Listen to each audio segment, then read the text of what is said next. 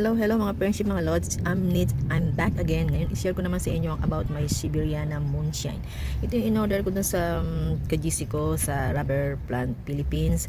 Isang Moonshine, isang Pico Siberiana Moonshine, at saka isang locally grown na Siberiana. Ito yung locally grown na Siberiana. Mas malaki siya. Malalaki yung dahon niya, malalapad. Saka parang mas madali siyang alagaan, yung patangka rin, ganun. So ayan, in-order ko siya mga 3 days na nasa transpo. Then okay naman ang dumating siya. So ito naman si Moonshine. Maliit lang siya talaga. Talagang ano siya, from ano ata ito? From China. Hindi ako basta siya imported siya. So ito, una ko muna ang transplant ay si Pico Siberiana, yung locally grown. So as usual, diba, binutasan ko yung paso ng malalaki kasi kailangan well drained.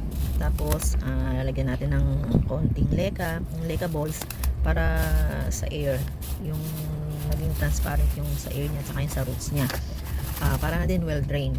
So ayan, nakita ko okay naman yung ugat niya. Saka syempre hindi nila bibigay sa akin yun ng hindi maganda yung tubo, saka talagang established na siya.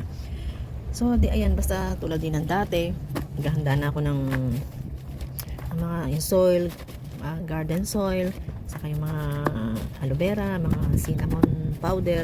Ayun, ganun lang. Lagi namang ganun yung ritual ko sa pagka-transplant. Kailangan yung una nga yung paso mo, malaki butas niya, tapos yung soil, kailangan halo-halo yun.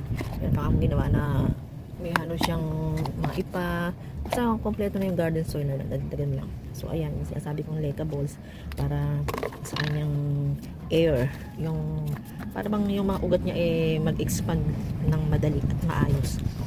So ayan, yan natin ng cinnamon powder. Yun ang pinaka-ano. Okay, saka aloe vera. Kung ano yung merong aloe vera o ano.